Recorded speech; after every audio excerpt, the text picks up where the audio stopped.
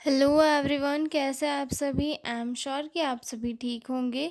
तो चलिए आज का वीडियो स्टार्ट करते हैं। आज के वीडियो में हम डील करने वाले हैं एक गाइडेंस और काउंसलिंग से ही रिलेटेड एक क्वेश्चन है, जिसमें ये पूछा गया है कि जो काउंसलर होता है उसका क्या रोल होता है काउंसलिंग के प्रोसेस में, और जो काउंसलर की जो प्रिपरेशन होती है वो क्या क्या होती है। तो ठीक है, आज के वीडियो में हम इस क्वेश्चन को डील करेंगे।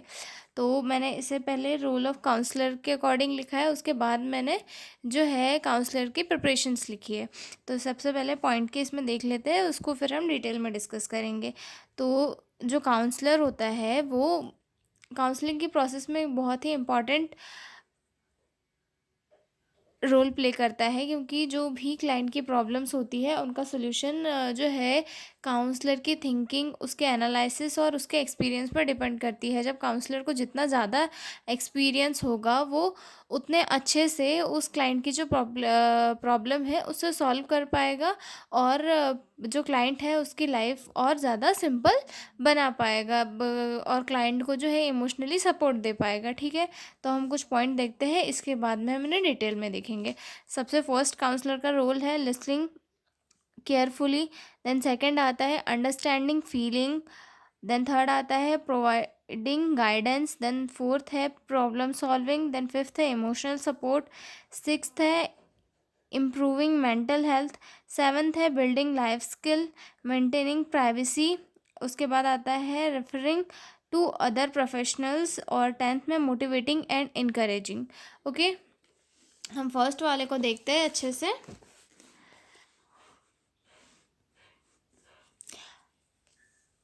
Listening carefully. A counselor listens to the person without interrupting or judging. This help the person feel heard, respected and understood. जो काउंसलर होता है उसे किसी भी जो उसका क्लाइंट है होता है उसे केयरफुली सुनना चाहिए, और उसे बिना किसी इस पे जज किए, मतलब कि ना बिना किसी भी बिना पे जज किए जो है उसे अच्छे से सुनना चाहिए, उसकी प्रॉब्लम को समझना चाहिए और उसकी फीलिंग्स को अंडरस्टैंड करना चाहिए। उससे क्या होगा कि जो क्लाइंट है उसे भी थोड़ा काउंसलर पे भरोसा होगा कि नहीं, सामने वाला मेरी चीज़ें सुन रहा है, मेरी प्रॉब्लम को समझ रहा है, इसके बाद ये जो भी सॉल्यूशन देगा वो सही देगा। इसीलिए जो काउंसलर है उसे सबसे पहले जो क्लाइंट है उसकी बातें सुननी चाहिए, उन्हें समझने की कोशिश करना चाहिए, और पेशेंट या फिर अटेंडर को ये क्लाइंट को ये नहीं लगना चाहिए कि जो काउंसलर है वो उसकी बातें नहीं सुन रहा है। केयरफुली सुनने से दो फायदे होते हैं। एक तो जो काउंसलर होता है वो भी काउंसलिंग अच्छे से कर पाता है, उसके बाद जो क्लाइंट होता है उसे भी काउंसलर पर भरोसा होता है कि हाँ, ये व्यक्ति सही है क्योंकि ये मेरी चीज़ों को सुन रहा है, उन पे एनालिसिस कर रहा है, तो ये मुझे सही सोल्यूशन देगा। और फिर जब पेशेंट या फिर क्लाइंट के दिमाग में काउंसलर के लिए रिस्पेक्ट बढ़ जाती है, तो जो काउंसलर उससे सॉल्यूशन निकाल कर देता है तो क्लाइंट उस पर अच्छे से जो है अप्लाई करता है। ठीक है, सेकंड देखते हैं understanding feelings. The counsellor tries to understand what the person is feeling, like sadness, anger, fear और कन्फ्यूजन। मतलब जो काउंसलर होता है उसने ये ट्राई करना चाहिए अपने तरफ से कि जो क्लाइंट है वो क्या फ़ील कर रहा है, मतलब उसके दिमाग में कौन सी चीज़ें चल रही है, किस प्रॉब्लम से रिलेटेड उसके दिमाग में चीज़ें चल रही है। क्या वो गुस्सा है, क्या वो उदास है, या फिर उसके मन में किसी चीज़ को लेकर डर है, या फिर किसी चीज़ को लेकर कन्फ्यूज़न है। ये सारी चीज़ें जो है एक काउंसलर को असेस करनी चाहिए क्लाइंट के अंदर। They help the person express their emotions in healthy way. मतलब ये सारी चीज़ें क्या होगा, जो पर्सन को भी जो है हेल्प प्रोवाइड करेगी, क्योंकि अगर काउंसलर उसे उस पर्सन को अच्छे से समझ पाएगा तो उसे वो एक हेल्प मिलेगी कि हाँ, ये सामने वाला मुझे सुन रहा है, तो मैं इसे जो है अच्छे से एक्सप्रेस करूँ और अपनी चीज़ें काउंसलर के सामने रखूँ। तो फीलिंग को अंडरस्टैंड करना जो है काउंसलर के लिए एक बहुत ही इम्पॉर्टेंट टास्क होता है। थर्ड पॉइंट है providing guidance. Counsellor help people make better decision in personal, school, family और work life. They do not tell what to do but guide the person to find their own solutions. जो counsellors होते हैं वो लोगों को उनके सही decision देने के लिए जो है रिस्पॉन्सिबल होते हैं या फिर सही डिसीजन देने के वर्क में उनका साथ देते हैं कि आपको अपनी लाइफ में क्या चीज़ करना चाहिए जो आपको पॉजिटिव वे में ले जा पाएगी। इसमें कोई भी चीज़ें हो सकती है, फैमिली से रिलेटेड हो सकती है, वर्क से रिलेटेड हो सकती है, कोई पर्सनल चीज़ें हो सकती है। और ये मतलब जो काउंसलिंग है वो लोगों को ये नहीं सिखाता कि आप पर्टिकुलर ये वर्क करिए। उसमें लोगों को सजेशन दिया जाता है कि आप ये करके अपनी प्रॉब्लम को जो है सॉल्व कर सकते हैं, ठीक है। उसके बाद आता है फोर्थ पे problem solving. A counsellor help break down a big problem into small parts. जो काउंसलर होता है वो एक बड़ी प्रॉब्लम को छोटे छोटे टुकड़ों में बांट कर उनका सोल्यूशन निकाल कर जो क्लाइंट है उसकी मेंटल स्टेबिलिटी को इम्प्रूव करता है, जिससे कि क्लाइंट जो है वो फ्री या फिर अच्छा फील करता है। They help the person understand the root of problem and find their own solution. जो काउंसलर होते हैं वो प्रॉब्लम की जो रूट होती है, मतलब जो प्रॉब्लम की जड़ होती है उसे समझते हैं। उसके बाद उनका सॉल्यूशन जो है अपने वे में निकालते हैं और उसके बाद जो है क्लाइंट को बताते हैं। तो काउंसलर को जो है एक प्रॉब्लम सॉल्व करने के लिए सबसे पहले प्रॉब्लम का जो वो रूट है उसे निकालना चाहिए। उसके बाद जो प्रॉब्लम है उसे तो छोटे छोटे टुकड़ों में उनका सॉल्यूशन करके जो है क्लाइंट को देना चाहिए, ताकि क्लाइंट जो है उसे अपनी लाइफ में इम्प्लीमेंट करके सही तरीके से लाइफ जी सके, ठीक है। उसके बाद आता है fifth role, emotional support. Counsellor support the people during tough times like exam stress, family issues, relationship problems और कैरियर कन्फ्यूजन्स। मतलब जो काउंसलर होता है उसे जो है अपने क्लाइंट को इमोशनल सपोर्ट प्रोवाइड करना बहुत इम्पॉर्टेंट होता है, क्योंकि जब पर्सन बहुत काफ़ी स्ट्रेस में होता है या फिर किसी दिक्कत में होता है तभी वो काउंसलर के पास जाता है। तो काउंसलर ने जो है सबसे पहले उसे इमोशनल सपोर्ट देना चाहिए, ताकि जो पर्सन है वो अपने मेंटल स्टेटस पे थोड़ा इम्प्रूव हो और अपने लाइफ में जो चल रही प्रॉब्लम्स है उन्हें अच्छे से सॉल्व कर पाए, चाहे फिर वो प्रॉब्लम कोई भी हो, फैमिली से रिलेटेड इश्यूज़ हो, रिलेशनशिप प्रॉब्लम्स हो, या फिर किसी चीज़ का स्ट्रेस हो, या फिर करियर का कन्फ्यूजन्स हो, ठीक है। उसके बाद they provide comfort, confident and care. मतलब जो काउंसलर होते हैं उन्हें एक क्लाइंट को कंफर्ट भी प्रोवाइड करना चाहिए, और उन्हें इस टाइप का कॉन्फिडेंस देना चाहिए कि हाँ आप आपकी प्रॉब्लम से जो है लड़ सकते हो, और केयर प्रोवाइड करनी चाहिए, ठीक है। उसके बाद आता है सिक्स पे, improve mental health. They help in reducing anxiety, depression, stress and other mental health challenges. जो काउंसलर्स होते हैं वो मेंटल हेल्थ से रिलेटेड जो भी चैलेंजेस होते हैं उन्हें फेस करने में काफ़ी हेल्प देते हैं, क्योंकि ये जो पर्सन होते हैं उनकी प्रॉब्लम को सुन के सबसे पहले तो पेशे पर क्लाइंट की एनजाइटी या फिर डिप्रेशन को रिड्यूस करने की कोशिश करते हैं, जिससे क्या होता है कि ये पर्सन की जो मेंटल हेल्थ है वो इम्प्रूव होती है, ठीक है। उसके बाद दे में use different counselling techniques and therapies. कभी कभी क्या होता है, अगर जो क्लाइंट है वो ज़्यादा सीवियर इस पर डिप्रेस होता है तो वो थेरेपीज़ या फिर काउंसलिंग टेक्निक का यूज़ करके भी जो है पेशेंट को काउंसलिंग प्रोवाइड कर सकता है, ठीक है। उसके बाद आते हैं एट पे, maintaining privacy. A counsellor can teach useful skills like communication, anger control and time management and goal setting. एक काउंसलर जो है वो पेशेंट को अपना एंगर कंट्रोल करने का, टाइम मैनेजमेंट करने का, ये जो सारी चीज़ें हैं ये अच्छे से गाइड कर सकता है, जिससे कि जो पर्सन है वो अपनी लाइफ को और ज़्यादा यूज़फुल बना सके, ठीक है। उसके बाद maintaining privacy. Whatever a person share with the counsellor stay private except in serious causes like danger of life. This create safe and trusting environment. जो काउंसलर होता है उसे जो क्लाइंट होता है उसकी सारी इन्फॉर्मेशन एकदम सेफ प्राइवेसी में रखनी चाहिए, क्योंकि जो काउंसलर होता है उस काउंसलर और जो क्लाइंट होता है उसके बीच का जो रिलेशन होता है वो काफ़ी इम्पोर्टेंट होता है।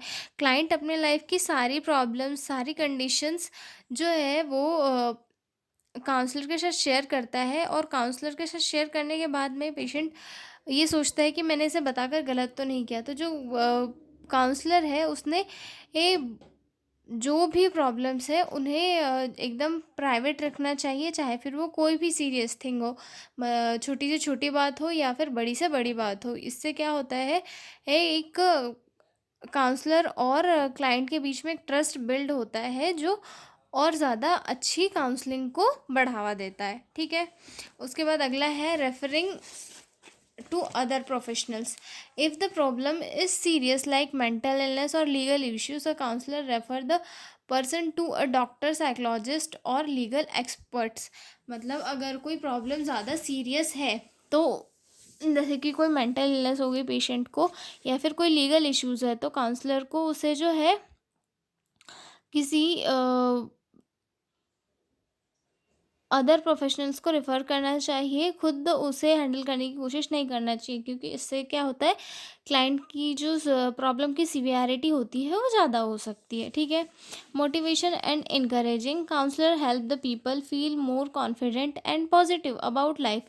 दे motivate them to achieve their goal and not give up. मतलब जो काउंसलर्स होते हैं वो उन्हें लोगों की हेल्प करना चाहिए ताकि वो अपने आप को ज़्यादा कॉन्फिडेंट फील कर सके और मोटिवेट फील कर सके, अपनी लाइफ में थोड़ी पॉजिटिविटी फील करे ताकि उनकी लाइफ से जो प्रॉब्लम्स है वो धीरे धीरे शॉर्ट आउट हो सके। ठीक है, अगर जो क्लाइंट है वो ज़्यादा मोटिवेट रहेंगे तो उनकी जो लाइफ की प्रॉब्लम्स है वो धीरे धीरे ख़त्म हो जाएगी। ठीक है, और काउंसलिंग का जो प्रोसेस है वो भी ख़त्म होगा और काउंसलिंग का जो गोल था वो भी अचीव होगा। ठीक है, तो ये सारे हमने role and responsibility of counsellor देखे। अब हम देखेंगे प्रिपरेशन की, काउंसलर को क्या क्या प्रिपरेशन करनी होती है काउंसलिंग के प्रोसेस में। ओके, तो सबसे फर्स्ट आता है सेल्फ प्रिपरेशन, उसके बाद आते हैं एजुकेशनल फाउंडेशन, देन थर्ड आता है प्रैक्टिकल एक्सपीरियंस, देन फोर्थ आता है session preparations, building report and ongoing evolutions. तो ये सारी प्रिपरेशंस होती है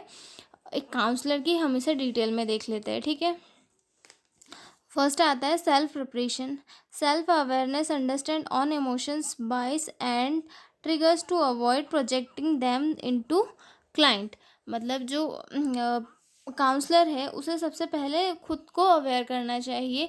मतलब खुद को अवेयर करना चाहिए कैसे, अपने इमोशंस, अपने ये जो भी एक्टिविटीज़ है उन्हें पहले समझना चाहिए, अपनी ये जो भी मतलब कमियां हैं उन्हें कंप्लीट करना चाहिए, अवेयर रहना चाहिए, अपने सबसे पहले इमोशंस कंट्रोल में रखना चाहिए। ये सारी जो है पहले काउंसलिंग के पहले ही एक काउंसलर को प्रिपेयर रखना चाहिए। ठीक है, उसके बाद emotional stability, maintain a good psychological health to handle challenging situations effectively. एक जो काउंसलर होता है उसे अपनी जो एक प्रॉपर मेंटल स्टेबिलिटी होती है उसे मेंटेन करके रखनी चाहिए, क्योंकि उसके उसके सामने आगे चल के क्लाइंट की काफ़ी सारी जो है सीरियस चैलेंजिंग कंडीशंस आ सकती है। उसे क्लाइंट के बारे में सोचना होता है, क्लाइंट के ये जो प्रॉब्लम होती है उन्हें सॉल्व करना होता है। तो अपना खुद का अगर वो मेंटल स्टेबिलिटी स्ट्रांग रखेगा तो उसका दिमाग जो है सही रहेगा और सामने वाले की प्रॉब्लम वो ज़्यादा इफ़ेक्टिवली सॉल्व कर पाएगा।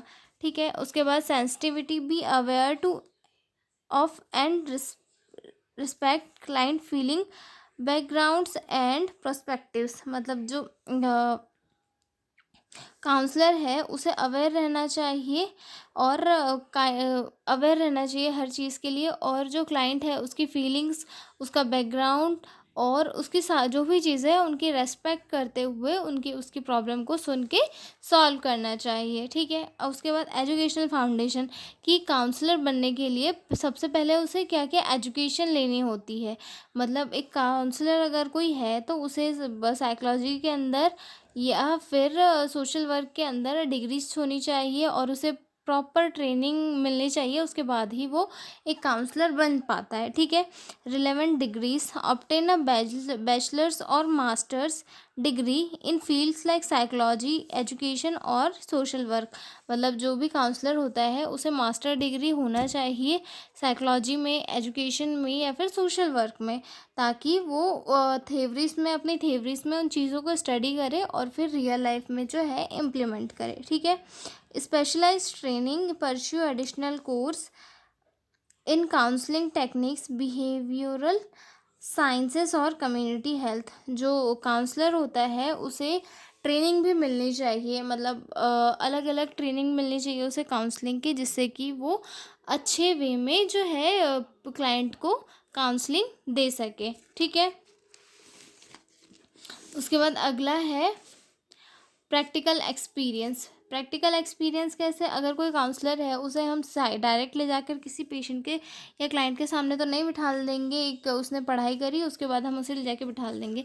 सबसे पहले उसे इन हैंड एक्सपीरियंस लेना होगा। इन हैंड एक्सपीरियंस लेने के बाद वो कहीं जाकर काउंसलिंग स्टार्ट कर पाएगा, लेकिन वो भी तब किसी सीनियर काउंसलर के अंडर में। उसके बाद एक्सपीरियंस होते होते फिर वो खुद ही लोगों को काउंसलिंग दे पाएगा। ठीक है, the counsellor should practical experience to provide better counselling. Better counselling देने के लिए उसे जो है प्रैक्टिकल एक्सपीरियंस होना चाहिए। Counsellor should stay updated with the latest counselling practices and theories. जो काउंसलर होता है उसे लेटेस्ट जो काउंसलिंग की टेक्निक्स होती है उनसे अवेयर रहना चाहिए, मतलब उनके बारे में उसे अपडेट होना चाहिए, और ताकि वो अपने आप को और इम्प्रूव कर सके और जो काउंसलिंग की टेक्निक्स है उन्हें अच्छे से यूज़ कर सके। ठीक है, उसके बाद आता है सेशन प्रिपरेशन की। सेशन देते टाइम काउंसलर को क्या क्या प्रिपरेशन करनी चाहिए। सबसे फर्स्ट आता है इन्वायरमेंट सेटअप। सबसे फर्स्ट जो है उसे इन्वायरमेंट को सेटअप करना चाहिए कि एक क्वाइट इन्वायरमेंट हो जहाँ पर जो क्लाइंट है वो अपनी प्रॉब्लम्स काउंसलर के सामने रख सके। वहाँ पे टोटल प्राइवेसी मिल सके उन दोनों को, क्लाइंट को ये फील हो कि हाँ यहाँ पर सिर्फ काउंसलर और मैं है, ताकि वो अपनी सारी जो भी प्रॉब्लम्स है वो काउंसलर के साथ इजीली शेयर कर पाए। ठीक है, और उसे वहाँ पर कंफर्टेबल भी फील होना चाहिए। ठीक है, time management, schedule session appropriately allowing enough time for discussion. मतलब टाइम मैनेजमेंट प्रॉपरली किया जाना चाहिए कि किस पर्टिकुलर टाइम में काउंसलिंग हो सकती है, और डिस्कशन भी प्रॉब्लम्स के ऊपर हो सकता है। ये सारा जो है पहले से प्री प्लान होना चाहिए। एक काउंसलिंग के लिए एक प्रॉपर टाइम लेना चाहिए, जिससे कि क्लाइंट जो है अपनी सारी प्रॉब्लम्स काउंसलर के सामने रख सके और काउंसलर भी उसे अच्छे से समझ के उसे सॉल्यूशन दे सके। ठीक है, उसके बाद confidentiality, ensure client privacy and explain confidentiality ये पॉलिसीज क्लियरली।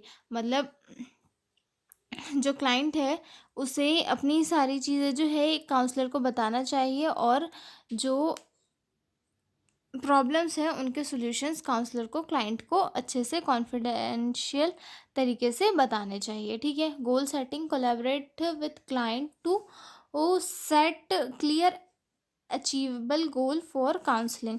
मतलब वो जो सेशन होता है उसमें एक गोल सेट हो जाना चाहिए कि हम हमारी प्रॉब्लम को सॉल्व करने के लिए पर्टिकुलर गोल सेट कर रहे हैं, और ये गोल जब सेट हो रहा है तो ये अचीव भी होगा, और अचीव होने के बाद में जो है हमारी प्रॉब्लम सॉल्व हो जाएगी। ठीक है, उसके बाद छठवा देख लेते हैं ऑनगोइंग एवोल्यूशंस। ऑनगोइंग एवोल्यूशंस में जो सबसे पहले फीडबैक और एडजस्टमेंट आता है।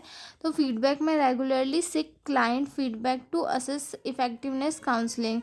मतलब जो क्लाइंट है उसे उसका फीडबैक लेना एक काउंसलर के लिए बहुत इम्पॉर्टेंट होता है, क्योंकि फीडबैक के थ्रू ही एक काउंसलर जो है समझ पाता है कि मैंने जो भी प्रॉब्लम का सॉल्यूशन क्लाइंट को दिया वो उसे कितना समझ पाया और कितना उसने अंडरस्टैंड किया। ठीक है, उसके बाद आता है एडजस्टमेंट पे। Be flexible and willing to adjust approaches based on clients need. मतलब जो भी काउंसलर है उसे क्लाइंट की नीड के अकॉर्डिंग एडजस्ट करना चाहिए और चीज़ों को मैनेज करना चाहिए। ठीक है, आई एम श्योर कि आपको preparation and role of counsellor समझ में आया होगा। ठीक है, तो अब हम मिलेंगे अगले वीडियो में एक नए क्वेश्चन के साथ, जो आपके लिए बहुत ही इम्पोर्टेंट होने वाला है प्रीवियस क्वेश्चन में। ठीक है, तो तब तक के लिए बाय बाय।